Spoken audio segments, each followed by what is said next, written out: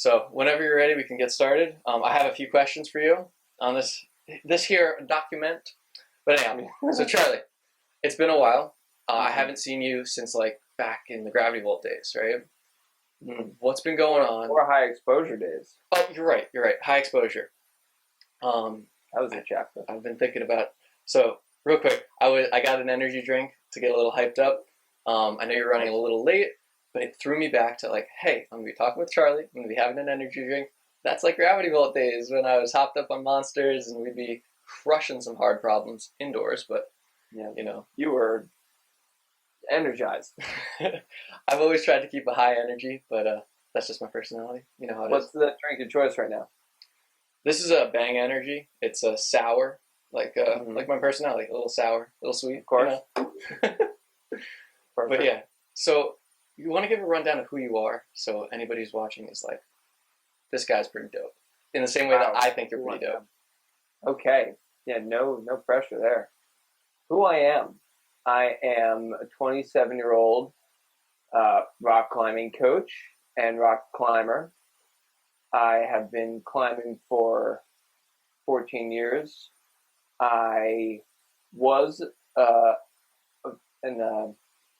do I put it, an attempting to be good chess player until actually today I deleted the app because I found out chess and I don't get along very well anymore. Okay. I think I just want to have it be something I do for fun instead of compete online with it, which is what I was trying to do. And I'm a very competitive person, as you can tell. I've always known that about you. This is true. Yeah, and I coach competitive youth climbers. I work at Reach Climbing Fitness, where I'm the director of programming there and their head coach. And I just got finished designing what was my past dream, was to build a youth training facility and be able to design every square inch of it. And it came to fruition about 3 months ago. Well, I started it about a year and a half ago, but it got totally finished 3 months ago. So now I manage that space, and that is really fun.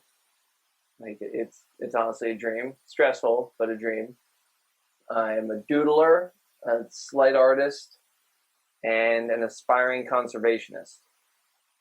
All right, well, you've touched on a lot of things, right? Yeah. So, background, when did we meet originally? Oh, youth climbing team. Right, youth climbing team. You were the all-star guy, you and Zoe Steinberg. Oh, yeah. Absolutely crushing it, leading the pack, and then we were following up, and that's how we connected, right? Yep.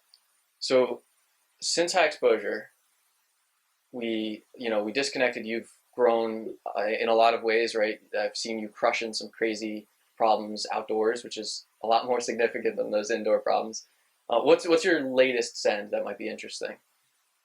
Ooh. So you're working on some overhang that was pretty dope. Oh, yeah. Yeah, well, my current project is a V13 called Nuclear War up in the master bedroom. It's probably like, 25 minutes from where you live? Right around the corner. Yeah. And that I just got to get back there. It's just now 2 hours away from me, so it's hard to make that drive all the time. But I think the latest good sends I've had were, I just did an awesome trip down to the southeast in Chattanooga, which was gorgeous and unbelievably inspiring. But I kind of got too excited by the easier stuff that's really classic, so I did a ton of like 7s, 8s, and 9. Oh, the easier stuff, right? Yeah, well, yeah, but my goal was to do some harder stuff, and there's just so much, and it's all right next to each other, and it takes the pressure off. Right. Yeah. So I'm curious, how is climbing outdoors now with the whole COVID stuff? Like, are people more concerned about it? I mean, everybody's outside, so there's like a lower. In my opinion, there'd be everybody's just chilling, right? Maybe wear a mask if you're like a hypochondriac, or not if you're just are more relaxed about it. Is that what it's like? Yeah, it is. It's weird. You'll go out and you'll see people walking around with masks on, but then you'll see a group where no one's thinking twice, no one even comments about it, and you can just walk up to another group. And that kind of like, oh, we're outside. It doesn't exist outside. Right. Okay. Are you concerned about that? I mean, I know climbers are generally, one, they're super lean, So generally they're pretty healthy in terms of the respect to the virus and stuff. And two, like you're outside, you get sunlight on you, you got UV killing all the viruses, or at least what the research suggests. Yeah. I mean, if you're asking personally, your personal take. I think that I think it's more like an etiquette thing. If you walk up to a group, like when I was on this trip, if I was walking past a boulder where there was a lot of people, I'd just put my mask on and take it off past them, just out of, polite nature towards other people. You don't know what they think or what they're worried about. Why worry somebody, Right. Yeah, that's fair. So it's just kind of respect. Yeah, that's always how it's been. Like climbers are all about that mutual respect. Although I saw you posted something about the power lines had a lot of like graffiti recently, and you went up there and cleaned it up. So yeah, you wrote a bit of a guidebook, right, to the power lines. I think it was one of the first as well. Yeah, and I personally didn't make it to the graffiti cleaning. I went to one locally in Haycock, but I didn't make it up to the power lines one. Oh, I thought I saw you post that, but I might be mixing them up. I was spreading awareness. I couldn't make it to that day, but are you like I've seen on my local hiking spots, because I've been super into hiking now because I just haven't climbed in ages. I'll be honest. I think 2 years ago at the Gravity Vault was the last place I climbed, and that was to help out my neighbor. Right, he needed a little bit of older brother kind of attention, so we went climbing for a few hours. But that's cool. I see a lot of not outdoorsy people being outside because there's not much to do, or there wasn't, and now it's opening back up. But there's graffiti on all sorts of spots like that people love to hang out at, and that's cool. But like, who brings a spray can outside? Like, have you run into somebody who's actively spray painting at any point? Never. See, that's what's wild. What's like the motivation? Like, I don't get it either. It really angers me to think about it. Right, and your conservation. I kind of want to ask about that. You mentioned that you are a burgeoning conservationist. How are you exploring that side of yourself? Oh man, well, okay. So I like to watch documentaries, of course, raise awareness and spread the good word on to other people when I see a good one. Sure. Recently, I saw one called Seaspiracy. Dude, I literally just watched that 2 nights ago. That blew my mind. I was about to have a can of tuna, and I said, nah. Once we are out of our fish, I don't think I'm going to have fish anymore. So like a week before, Sam went out and bought like an 8-pack of tuna. And I was all psyched, and then I saw this, and we already opened it. We can't return it, so I guess I'll throw it out. Eat it, yeah. Right. I mean, yeah, that's worse to toss it. But I don't think I'm ever going to order fish or purchase fish until things are sustainable, actually sustainable, and that's what they were talking about. Is it's not like so look, you can sweep aside in that documentary. You can sweep aside the pollutants, like everything pollutes. You can sweep aside the whole like, oh, this is less good, or the fake sustainability. Okay, yeah. We know that there's, but the one that got me, and I was up at night thinking about how I could become a vigilante, was over the slavery thing. Like, nobody in the United States talks about how many like, I know that they framed it as slavery because it's forced labor. There's literally, like, people our age on boats being abused by the boat captain, not getting paid for years. There was a guy that they interviewed 6 years. He was on one boat. I was livid. I was, like, up in bed. I was like, all right, I think I know how to use a gun, right? Let's learn how to drive a boat, and let's go out there and like mess some people up. Sea Shepherd, man. Yeah. It pissed me off. Yeah. It was wild. Got to join Sea Shepherd. That's who I want to volunteer with. Oh, you do? Yeah. How would you? Because like I don't know. I haven't shot many guns, and I don't know how to drive a boat. How would you be able to volunteer for them? You can just be a local volunteer and activist. So I'm going to do as much as you can with that, and I'm bringing in. I was pretty garbage with plastic, and I know sweep aside the pollutants, but like plastic is ending up in the ocean. I only said sweep aside the pollutants as like the things that were like acute. Like slavery really pissed me off because nobody talks about that. Everybody's talking about the 0.03% of plastic pollution that is straws, but nobody talks about this. Like, dude, the bycatch drove me. That's what got me. the Okay. bycatch. To me, that's like the biggest. That and like the one thing they didn't really touch on was food waste. Like how many of these fish, honestly, the majority probably of these caught fish are just going to food waste. Like, See, that didn't bother me because it's like in every sector there's food waste, and it would have taken away from the core idea that there's like three hitters. There's destruction of the ocean, there's like lies in the industry, and then there's active abuse against people. Like, yeah. And I think those were like the buckets that like really ticked off boxes that ticked me off. Right, like the people stuff. Well, because you can empathize with like the fish and all that, but it takes us a step to do that versus empathizing straight up with a person like you and me talking on this call. It's a lot easier to do, and I think they're trying to get spread awareness to the masses. Right. But so I'm just a huge softie for animals. Well, that's what they were trying to say. That's what the Nordic fisherman was saying: is a life is a life. And so, isn't there a little hypocrisy of like, hey, like we're talking about one fish or one whale versus one chicken? He said something like 200 chickens equals one whale. So which would you prefer? I agree with that to some extent. Yeah. Right, from pure meat, and you're like, hey, you're ending one life either way. Yeah. So, but how do you think that you could help locally? Because I know I'm not close to an ocean to the point where I could make daily trips to clean up, because that's really what it would take, right? Yeah. Well, I definitely want to do cleanups. I'd like to do any volunteering hours with really anything that they need help with, and then fundraising for sure. Okay. And fundraising is through like, personal activism, sharing the message and, linking people to donate.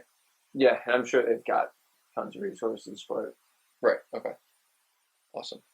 Well, yep.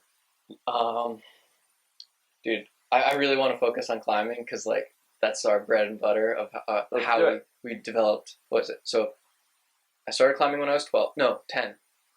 So that's over half of my life was spent up to now, because the last 4 years I haven't been climbing. But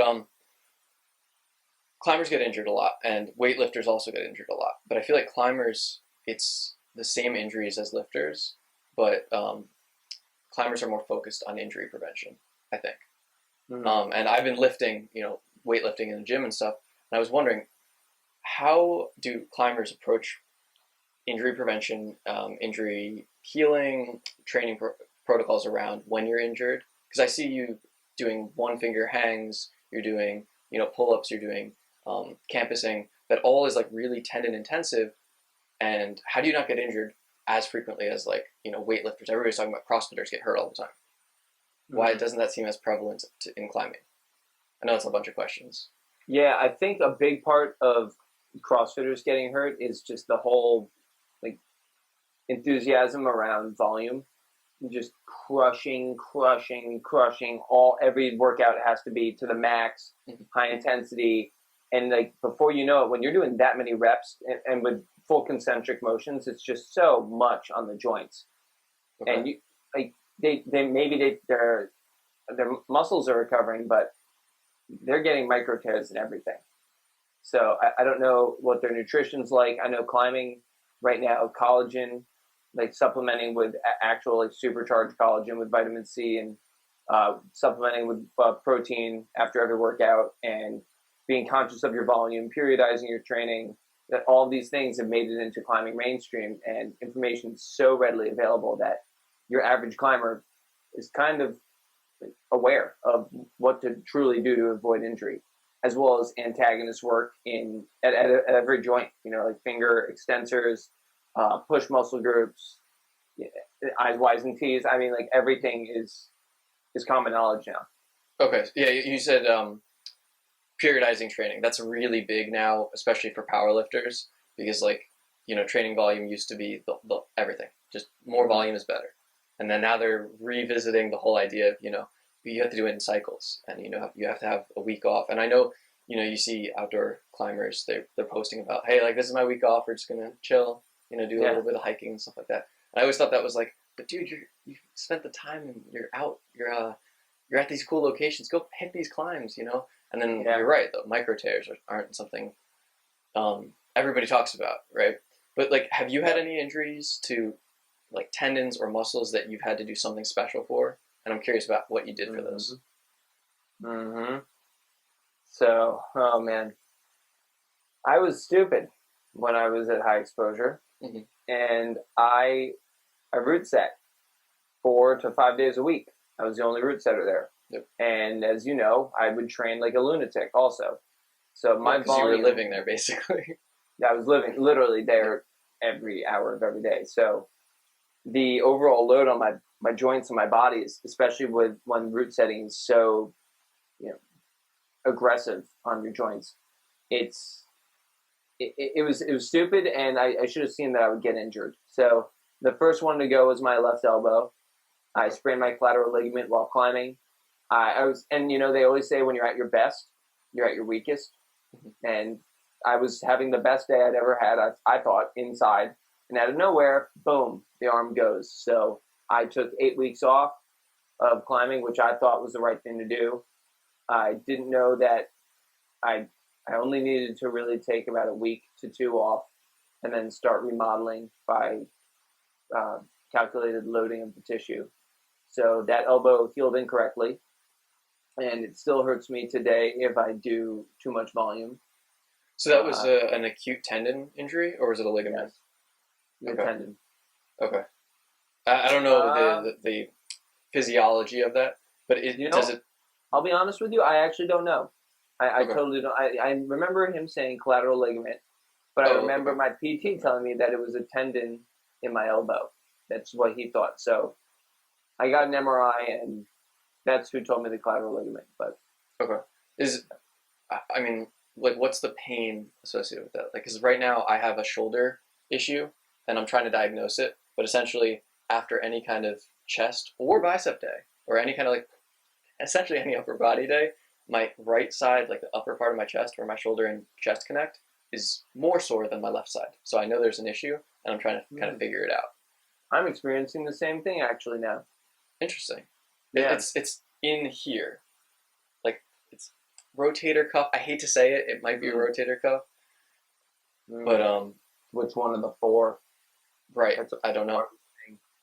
It's really tough. I'm working on a protocol right now to figure out, one, to diagnose it, figure out which one it is, because it feels like multiple. It's like multiple spots, top, front. Can't voodoo floss your elbow. Well, yeah, I actually wanted to ask, you can voodoo floss your elbow, right? Yeah, I tried. I did a few times. Okay, and that it kind of helped. It just didn't. It helps. I think reduce inflammation, but it definitely didn't help it repair. Well, yeah, I always knew that voodoo flossing would help like pulley tendons and stuff like that, because it was pulling the inflammation out, letting new blood flow in. Yeah. You want to explain a background of voodoo flossing real quick, and your technique for it? Oh God, dude, I'm not very good at it. I just know that so the type I was doing was you wrap it around the joint and the surrounding few inches area, and until you basically cut off blood flow there, and then you run it through the range of motion. Like for my elbow, I did a bunch of this, just running it through the full range, 180 to almost, whatever the smallest angle is, and did that for like a minute, and then released, and did that a few times. Yeah, I would do it on my fingers, and it was basically a thick rubber band, and then just wrap it around a little bit below the joint that was affected to a little bit above, and then, like you're saying, flex it until you're concerned that you're cutting off blood flow for too long, and then do that for a few cycles. And the idea was like pulling out the inflamed, I think it was like cytokines or something like that out of the area, new blood in. But you can't voodoo floss a shoulder. No, but you haven't had any. Tough. Yeah, I know people have done stuff like that. I've got a massage gun next to me. I've been using that today. This one's got one of those little fork attachments. Oh my God! It's a murder. Hurts so bad. But I mean, you're describing the climbing industry has evolved so much in like the last 5 years almost. Periodization, recovery protocol. You were mentioning collagen. I mean, that's not something I take. Is there a specific one you use? Yeah, I use Vantage, which is a brand developed by, Eric Hurst? I've heard the name. That name? Yep. Yeah, he's the coach, the famous climbing coach and scientist. And he's really making an amazing line of products, and I stand by everything he makes. His research is extremely sound, and it's simple stuff that he puts out there, the collagen and his protein. It's just like amazing products. Highly recommend his Advantage. Okay. And have you noticed like you're more able to recover from workouts taking collagen? Because I know, there's regular protein, whey protein, or casein protein or anything like that. But I know collagen is its own thing, and it affects like skin, joints, and like the semi-hard tissue like tendons and ligaments. Have you noticed like you're able to recover better? I have not noticed that I can recover. Like if I do a workout and I take collagen, I haven't noticed it from the collagen, but the protein, and I would probably attribute it to like it's greater. It contains more lysine and it contains like trace amounts of creatine. Okay. So that has been amazing for recovery for sure. Like I can bounce back the next day. But the collagen it's not supposed to be one of those things that you take it and you're like, whoa, the next day I'm oh my God, my connective tissue feels amazing. If it does, it's placebo. I think that might long-term thing. Okay, yeah, that's what I was going to ask. Is like, you're still young in the grand scheme of things, but I'm sure that's kind of like take it while you're young, so that you have a strong foundation of healthy tissue that as you age and like nutrients leave it, that it stays healthy, right? Yeah, for sure. Yeah, I followed this podcaster and YouTube guy, Tim Pool, and he's in his 30s. He looks super young though, and he's like, yeah, I've been taking collagen. I'm a skateboarder, and my knees, they're not going to hurt less, but they still feel good despite my age. So, but I've been doing this thing for my shoulder, and I've used it on different joints as well as BPC 157. I had DM'd you about it a while back.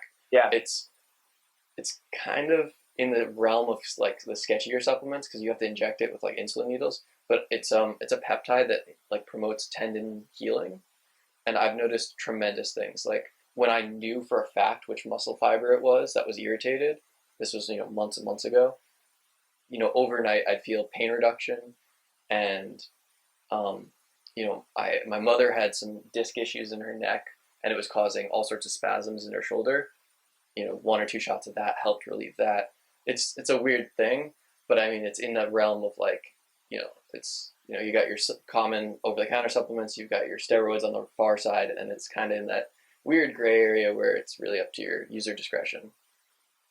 Yeah, you'll have to send me details. I'd love to look into it for sure. Yeah. Ben Greenfield. I don't know if you've heard of him. He's like a bit of a biohacker. He kind of turned me to it in one of his podcasts. He wrote a long blog post. I'll definitely share it. But it's relatively affordable for the benefits I've got. I got a vial of 5 milligrams, which is about 20 doses or so. And that's, like $40 to $50. It's nothing. It's nothing when it's 20 doses that, like, at the end of the quote cycle of the stuff, you're definitely going to feel astronomically better. But wow, hasn't fixed my shoulder yet, sadly. No, but you've been doing it? Yeah, so I did, now this is the 3rd day of injections for this new irritation of the shoulder, and I'm going to be on a week of no upper body workouts. So I'm hoping that this is going to be like the cycle to fix it, because it's been irritating me for a while. I had done a bunch of benching, and I tore something or something. I'm really not sure. It was some of those awkward movements. It was like a shrugging chest. When you do weird movements that you haven't done before is when you get injured, is what I've always found. Yep. Like, and you don't start out light. Right, because you're like, oh, well, I have the foundation, so I can just hop into it. Like, right. I bet you if I walked into a climbing gym right now, I'd get injured. Because I'd be like, oh, yeah, I'm at least a V5 climber. But when I hit, that cramp or whatever, is when a tendon you probably pops. pull back on and, like, send V8, literally. I feel like we all know, like, tendons are super slow at healing, or at growing, but I'm sure they're really quick at losing their strength. Mm-hmm. You'd still crush.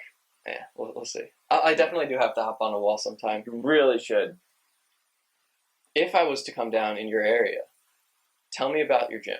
You said you've basically created your dream gym, and you've essentially created your dream job, short of owning the facility yourself, right? Mm-hmm. So tell me about that's not the dream job anymore. I do not want to own a climbing gym. No, thank you. No, sir. So, but you really love being a program director at this facility? Yeah, for sure. So what makes it stand out from the gyms that we know, high exposure and the gravity vault? Well, it is a $5 million facility. It's state of the art completely. We hosted nationals for sport and speed. It's got 58-foot tall walls. We've got, this is just in the main space, 58-foot tall walls, 100 feet of bouldering. No, 150, sorry, 150 feet of bouldering. Training room downstairs with LED tension and moon board, campus boards. It's got a fitness studio. It's got a yoga studio. It's got the IFSC standardized speed wall. And then you go next door, and it's got, and into the lead area is the best on the East Coast, if not the country. It's just insane. It's absolutely insane. And like then, roughly you said it was 100 and, how many feet? It was 58 feet tall? yeah. And then the lead area is in that space? Yeah, and it's a 22,000 square foot facility. 28. I keep messing this number up. That was high exposure's number. 22. Right, so you're talking bigger than high exposure, but dedicated to climbing is the only climbing. Right. So they're looking for real climbers to come in versus, high exposure and the gravity vaults. Their bread and butter was parties and one-off events. Yes. Okay. So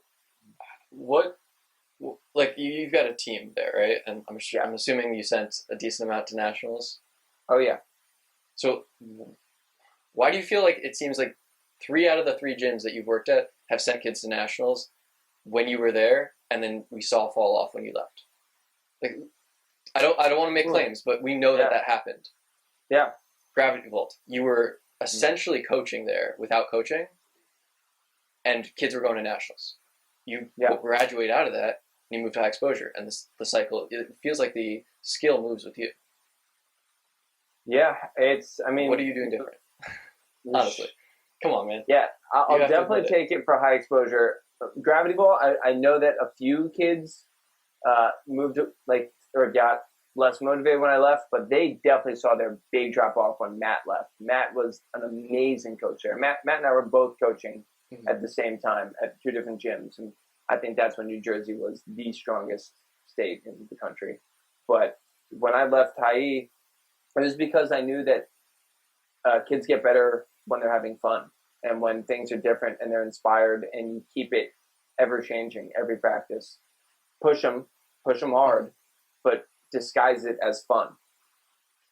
And how would you make a? I mean, these are youth kids, so it's hard to motivate them. How do you make it fun? Because I've always found I never had fun during the workouts. When you and I would be, seshing, one of the harder problems in the gym, that was fun, but that wasn't part of the workout. Right. Have you incorporated ways to make the workout portion fun, like the programmed part of the workout fun? Oh yeah. Why was it fun when we were working together? Because we were talking and we were being silly. Right. Put them with their friends, let them talk, let them be silly, and just walk around and make sure that they're on task. If you're putting them with other kids, the right kids that are strong, motivated, and at least if you have one of those that's a leader in each group, all the other kids will follow, because that's the kid you want to be, and that's who you're going to try to become while you're in the group. You'll have some kids that are goofballs that aren't going to pay attention.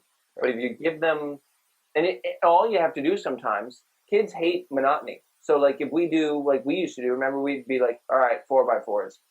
Cool. Great.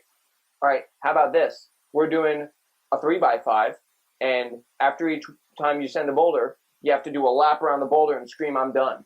Dude, I remember those. Easy, done, right. Go. They're psyched. They look, oh my God, we're screaming and laughing. And it's easier when the kids are young. They dramatize everything. But you just have to make tweaks for when they're teenagers. They're still silly. Yeah. I am struggling though with teens a little bit because they're not as receptive to the absolutely goofball ideas sometimes. Well, I'm too cool for that is often the mentality that came up, right? When there is a disparity though, when you're a V8 climber in the gym, right? That's obviously it's a different number outside, but when you're a V8 climber in the gym and you're the low end of the team is a V3 climber, you do kind of feel better than them. Why do I have to train the same way that they're training? could be problematic. But I think that just comes with maturity. Yeah. I remember you were chilling. You as a V8 climber, this is why I'm thinking of it. Were hanging out with me and Dean back in the way back, Really, and we were V6 or V5 climbers. I know. I've seen him. He's been working on some cool projects. Yeah. But like, I think it was inspiring for us to see a strong climber who was, willing to give us time. Hey, like, tweak that thing. You're doing this thing with your foot that's really pulling you off the wall. Maybe, try to keep your hips in a little bit or whatever it was. And it was like, oh, shit, okay. He knows stuff because he's crushing the project. Our project is a warm-up. And, okay. So yeah, that helps inspire for sure. It's tough when you put them in groups. Like, you do have to make sure that happens, but the disparity can't be like you said, V3 to V8, because they just won't relate to each other. Right. A V3 climber can't even fathom what's going on when they see a V8 climber. Right, so, especially in gym because the dynamics are so different. Oh, completely. It's like I couldn't imagine holding that. That just doesn't happen. That doesn't go. That's not reality. That's what I used to think. Yeah, you definitely grow, but it does help to have the full spectrum of climbers. Yeah. For perspective for the stronger climbers, that the basics really do help, but then also for the weaker climbers, the more new climbers to see that and be inspired. Dean's been working on some cool side projects. I think he was doing a design project for college where he was designing bags and stuff. But when I saw that, I was also thinking you were working with Vitoria, but that's not just a sponsorship, right? You were working a little bit more intimately with them. Is that true? For a little bit, I was doing some demos. I was trying to do demos with them. It never worked out. I wanted to do more with them, but they've got so many athletes now. I was doing a lot more with Beta Labs. Okay. Maybe I remember seeing that, but what is that? That's Craig's company. You remember Craig in Austin? Yeah. Yeah, Craig started that company. Okay. So I support to no end. So they were launching, chalk bags and stuff like that. Did they expand yet into the more hardcore harnesses and stuff like that, or no? Not yet. No harnesses yet, but they've got a lot of clothing, and then they've got buckets and brushes, and they've got a few products launching soon. Okay. Really cool. Yeah, I had this assumption that you were working a little bit more closely with Vitoria. I think because they were this no-name company in my mind when you first started either mentioning their shoes or wearing their shoes. And I was like, there's no way that Charlie hasn't figured out a way in, because you're just so single-minded sometimes on opportunities. You brought me into high exposure way back. I was trying to find a summer job, and you're like, there's this place. I'm like, no, it's a climbing gym. It's new, whatever. I haven't heard of it. And you're like, no, we can hook you up. And then we grew that place. Yeah. Yeah, that was pretty awesome. That was so much fun, dude. But it's wild how things change, right? Like you've always had this dream, right, of training kids to be really good at climbing. Like even when you're I'm saying, when you're at the start, you were just like the team captain in a way, although without the title, and then it grew. But I want to touch on. I'm sad that the Vitoria thing wasn't a little bit more of a flourishing topic, because I just assumed it was. Yeah. No, I know. It's really just been a shoe sponsorship that I'll be honest with you, that I do virtually nothing for. Like, they have this whole list of things that they want their athletes to do, and I'll be honest, I do none of them. All I do is use their hashtag, and because I've got a lot of followers, they're like, sick, and I wear their shoe, and I hook up all of my kids that are on my team with the shoes. So every kid on my team gets a discount.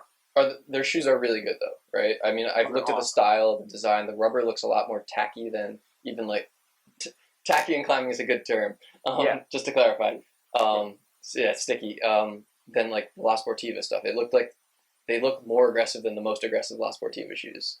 Yeah, no, they are. They're freaking amazing shoes. That's why I chose them over all the other companies that I was talking with. Okay, and clearly they're growing. The fact that they have so many athletes. You started out and you were one of very few, and then now they're much bigger. Do you Got feel like like the 100 climbing? athletes. It's nuts. Okay. Do you feel like the climbing space is becoming? I remember there was you and I had this conversation way back at High Exposures. Climbing is becoming too mainstream, and it's going to kind of hurt climbing in the long run. I know with the whole idea of getting into the Olympics, Oh yeah. commercializing it with parties to subsidize the quote, real climbers coming into the gym. I feel like now it's not heading in that direction anymore. It's actually sustainable. Yes. Me too. Why do you think that flipped back the other way? I know it's a weird question, right? Yeah. But it feels like there was a flip, and maybe it's just outside perspective. I'm not sure. I'm not sure. Why would it not have? I think because now we're shifting towards the Olympics, and there's so many people that want memberships that climbing's becoming really popular. It's not just a few people that like climb outside on the weekends that need a place to train. Now it's like indoor climbing is like a sport.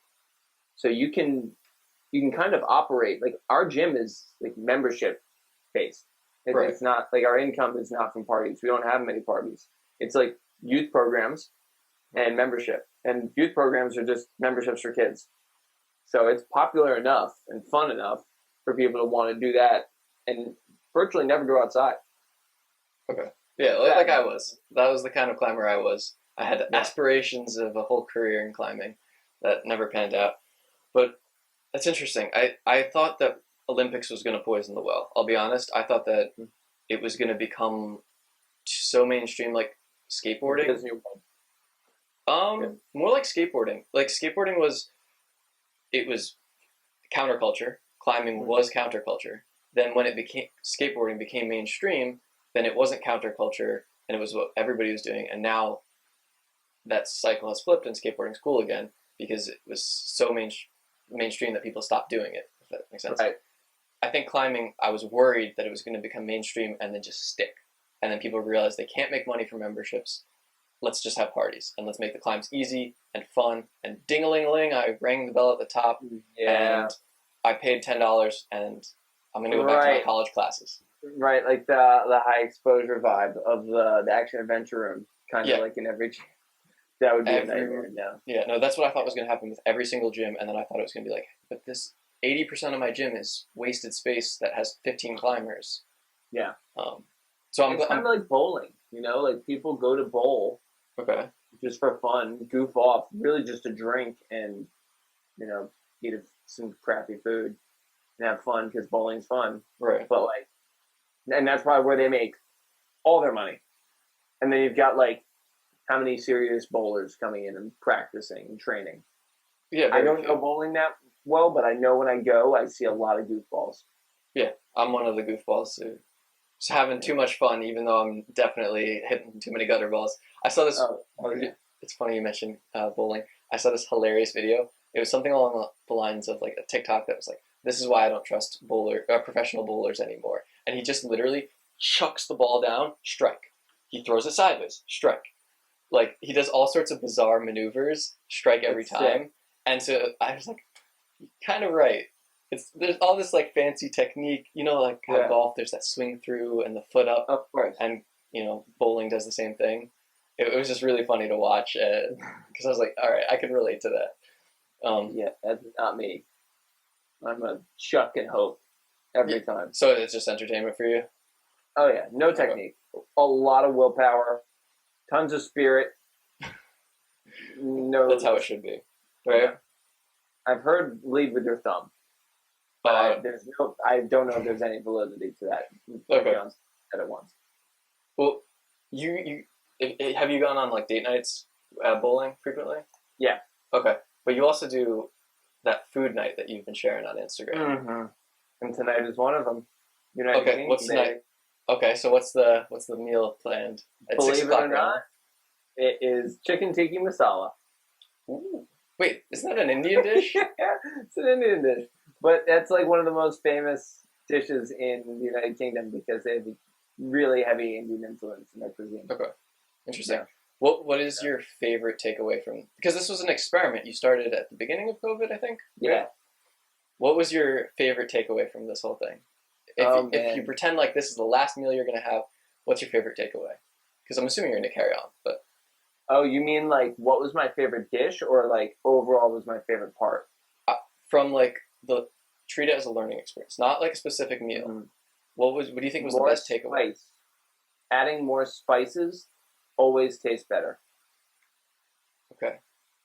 Always, and that's actually a fact. I bought a spice book, and it said like there's studies show that when you add more spices into a dish, it increases like the pleasure receptor. I don't know what it's called. Okay. Interesting.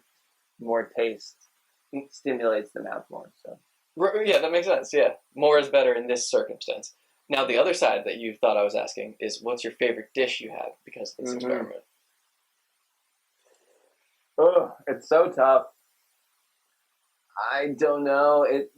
There was an oxtail soup we made from, I think, Indonesia that was amazing. Thai we just did was phenomenal.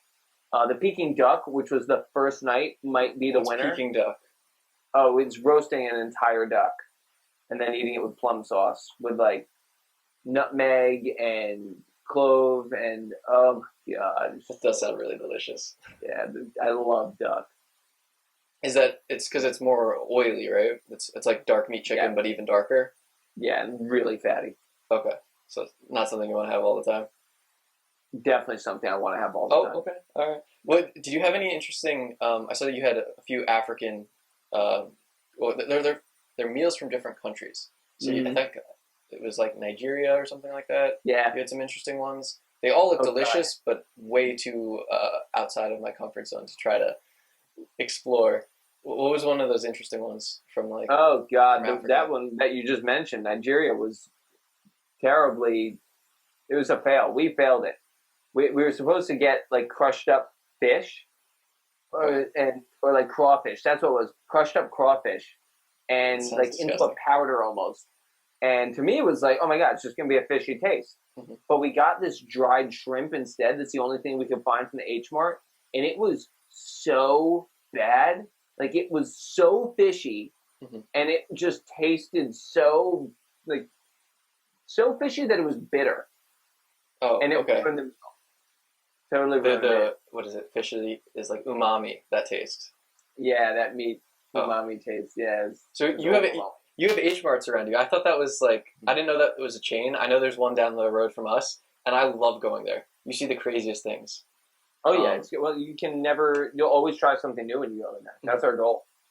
Yeah, I don't think they're doing tastings anymore because of our good friendly COVID, but I love going in there and seeing the meat dishes that they have like prepared. Like you can get pre-seasoned meat and then just grill it or cook it on your own.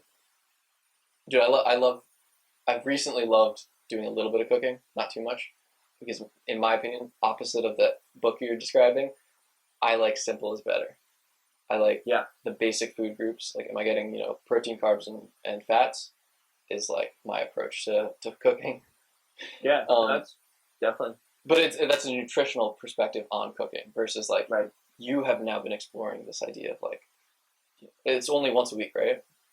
Yeah. Your experiment, okay. But the rest of the week, the rest of my week is just macros and just like. I mean, I try to make it tasty. I try to one of the main goals was to fill up our spice drawer. So like whenever I make my macros now, and I read that book briefly. Like I just know that these spices go well with this, and it'll help spice it up because I have the same thing like every day. So. Right, because you're at the gym, right? And I'm assuming you have a microwave and a fridge, but that's about it. That's it. Yeah. So it's typical office work, but it's the least typical office day. You're training kids. Oh yeah. What's the most difficult part of teaching kids versus teaching? I know I've dealt with interacting with adults and teaching them things, but what's the most difficult part of teaching kids?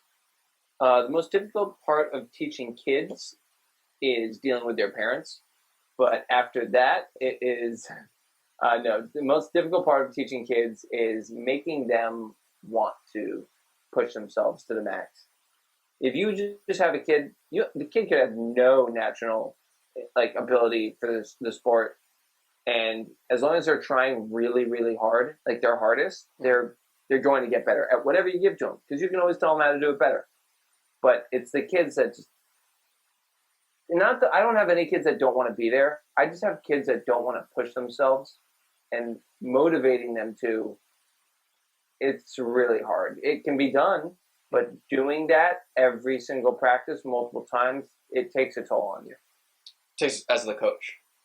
Yeah, and it's frustrating when you look back. You think you just inspired this kid for a good 45 minutes, and 10 minutes later, he's swinging on a V0 again with his back to everyone. It's just like, come on, man. Okay. Help me help you. You joke that parents is the issue. My girlfriend, she's a teacher, and she says that like they have different incentive structures, and so they use Starbursts because she's dealing with more special needs. They're not quite in the special needs spectrum. They're like ODD, oppositional defiance disorder, or like ADHD, not like properly, that they require special education. But they have Starbursts because they can't use gold stars because parents have complained, and so now they're treating the kids like dogs, giving them treats. Yeah. But like, that's not healthy. Right, but I remember the complaints that we had was always that the younger kids' parents were always interjecting on the coach's training. Mm-hmm. Do you have that a lot of like parents being more noisy than the kids or more defiant than the kids? It's really just it's a one or two parents, very rarely, but Okay. I don't have that problem. I think everyone knows how much effort I put in and how experienced I am in that field, so they trust. Okay. Do you feel? I was going to say it's because of who you are that they see you interacting with the kids. They're not seeing, right? Do they have like a lounge area that they can watch the training? They do. Okay. Yeah. I think they're invited to stay. I think that transparency is probably the reason why schools, conventional schools, do such a poor job at teaching kids, because parents assume the worst of this teacher instead of like what you're describing is now they can see that you're actually trying your hardest. And sometimes it's, both, hey, there's a little gap between the student and the teacher caused by the student, not necessarily the teacher. Mm-hmm. So like I don't need to complain to the teacher about their performance. I can talk to my kid. So that's really interesting. I don't know. I get bugged. I never thought of it that way either, honestly. What do you mean? I never thought about the fact that the parent's there and they can talk to their kid as opposed to me. Because the only parent that does complain is never there. I don't know. Ever. Maybe we've come across something that the transparency, you should ask, please stay. Please stay for a training session. This is going to be a specifically tough training session that your child might go home and complain about. Or this is a particularly, this is going to be a tough day. I think that might be one of the opportunities that causes them to stop complaining. Well, I've got a parents' meeting, so maybe I'll just have like a parents' practice. Do you, All right, you kids, have parent-teacher conferences? Yeah. Okay. Is it one-on-one or is it more group? No, it's more group, but I'm opening it up to one-on-one if anyone has any specific complaints or interesting concerns. And are you learning that because of like more conventional teaching methods, and do you think teaching methodologies? Yeah, well, a lot of the things I'm trying to do, I mean, I'll hear like one negative thing from one person, and it makes me wonder how much else is negative. So I just want to get ahead of the 8th ball. Get ahead of is that the phrase? Get ahead of the 8th ball. Get ahead of the ball. I don't know. I'm really bad with colloquial terms. Yeah, get ahead of the curve. Okay. There we go. If you're a coach and you get high performance out of sometimes regular people, do you think that you could apply that in any field? If I said, hey, you're going to do an 8-week crash course on weightlifting, strictly weightlifting, do you think you could become a good coach because of that? Absolutely. The tenets are still true of being a coach. So would you ever want to explore a different form of teaching? Sure. What would that thing be? What would you teach if you couldn't teach climbing? What would I teach? Or coach, not necessarily teach. What would you coach? Man, I have two answers. I feel like the one most closely related, if I were trying to make it easy on myself, like calisthenics or just resistance training in general, or sales. You'd go into sales or sales coaching? sales coaching, but I would also like to go into sales. That would be a good pivot. I feel like that would be. I love sales. See, from my perspective, sales would be such a drain on me emotionally. Mm-hmm. Not because of like, hey, getting rejections, but because it's so hard to find a product to sell that you actually believe in nowadays. Because everybody's trying to sell their version of the latest and greatest. Yeah. We have, you walk down the store shelves and you're like, all right, we've got 7 different energy drinks. What are they? They're literally from the same company that are then rebranded to different things. Yeah. So that's interesting that you say that would be one of the areas you'd go. Mm-hmm. It'd have to be something that I really care about. Like, honestly, Fizzyvantage would be something I could totally sell, or Vitoria. Because you actually believe in it, right? Yeah. Okay. That kind of goes to what I always believe is like, anybody can sell things if they believe in it. Like even the worst public speaker can public speak about something that they're hyper passionate about. Or even if it's just like a product that there is a dire need for that not enough people are embracing. Right. I can sell that too, for sure. Right. That's because the demand is so great that you're almost not selling at that point. Yeah. Right. Or even one that like people there isn't a demand, but like they should have it. That's the tough one, really though. Should. Yeah. Think about it. People really should be eating healthier. There's a tremendous inherent demand that people aren't realizing, right? I mean, yes, obviously the health food market has exploded and whatever, but like we all know everybody should be eating healthier. The majority of people aren't. Yeah. Now the U.S. is number 2 in the world's fattest countries. We're the prime market. Yet somehow, like, why isn't the protein and collagen company that you're describing? Why haven't they exploded to 10x? Why hasn't every single supplement company exploded to 10x? Because these people don't care, right? They want to eat the fast food, the easy food. I mean, I admit I don't eat the cleanest all the time. Or there aren't enough salespersons. True. That's fair. All right. I'll take that as a fair rebuttal. Yeah. All right. So I haven't done this on any of the other podcasts, but I want to ask a question. So I have this idea that that there's 3 tenets that if you live by, or not 3 tenets, 3 principal legs of a stool, that if you live by them, that you can live like a fulfilled and happy life. And they're very fundamental. So, sorry? The 3 truths. I guess, in some way. So it's like, if you pursue health, if you pursue wealth, and if you pursue happiness, you're going to have a fulfilled life. And my vision is a stool that if you take one of the legs away, the stool falls over. A 3-legged stool, right? So that's my vision of a successful life. Could you describe, if you have one, if you don't, it's totally cool. I know some people don't, but what's your vision of a successful life, in your opinion?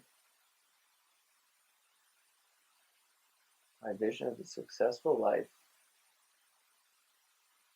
Someone that brings a lot of joy into other people's lives around them. That would probably be my number 1. Okay. Somebody that lives for and stands for helping those who are less fortunate. And I think that kind of ties into the first one. People who are less fortunate, anything that's less fortunate, anything that can't defend itself, like the environment, animals, people that are sick, really anybody that is in dire need of assistance. Right. Leverage your well-offness. Yeah, how well off you are to benefit others. Yeah. Okay. Interesting. Well, and I think, being optimistic and taking care of yourself and not being a pessimist about anything. It's so easy to, and when you are a pessimist, I feel like you just don't improve and you don't grow and you're not fun to be around and you just spend time wasting life. Have you experienced a moment where somebody else might be pessimistic that you were optimistic that led you to grow beyond where you thought you could potentially grow? I think we've all met that person that while you're like embracing the optimistic outlook on life, like I can do this boulder, I can accomplish this goal at work, I can do this, and people are telling you, well, man, dude, I mean, things so hard, I can't do that, like, and they can, but they're just stepping on their own toes, and they just don't see it. Yeah, I have a great example of it. My buddy who has, okay, so we all, as a single guy, would dream of like having, you know, women thrown at us as opportunities, because it's tough. As an introvert, I would always have difficulty asking girls out. My buddy has had 5 or 6 different opportunities where girls were basically just there. Like a coworker is like, hey, you should meet my daughter. I'll give you her number. You guys should go on a date. I've already facilitated it. And he's like, no. A physical therapist who's been hitting on him for months. And we're like, just ask her out. And he doesn't. And we're like, well, why is it? And it goes to what you just said. Optimism. He's pessimistic about the situation, which leads him to then not bite on any of these opportunities. And I know that's a very superficial level, but I think it's totally true, right? Yeah, super applicable. That's the same. What he thinks, he's saying, no, they're not. Right. Or it's going to end poorly. My heart's going to be broken because, you know, it's like, but what if your heart could be fulfilled? Like, what if your heart could be made whole? Because everybody's missing that little puzzle piece. But yeah, that guy just has a bad habit of saying no. He needs to start saying yes and see what happens. He's catastrophizing in his own mind before he has any real proof that it will be a catastrophe. Yeah.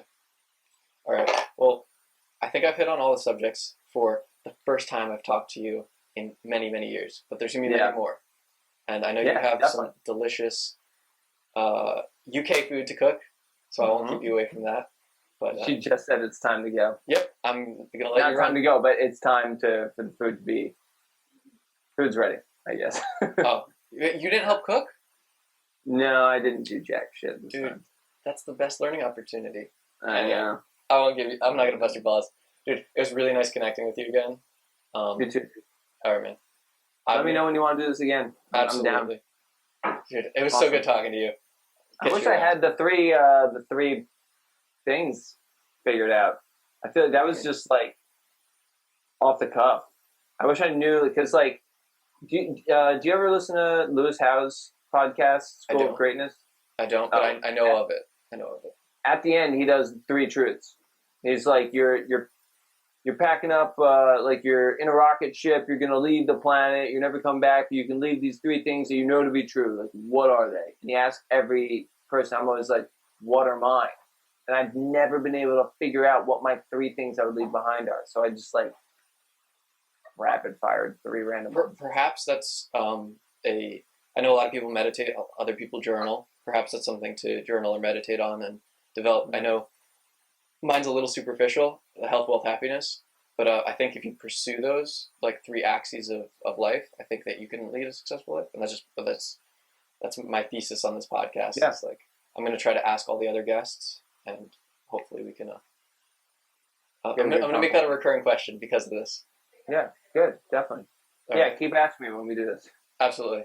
Well, it was nice seeing you, dude. I won't keep you from that delicious food. All right, man.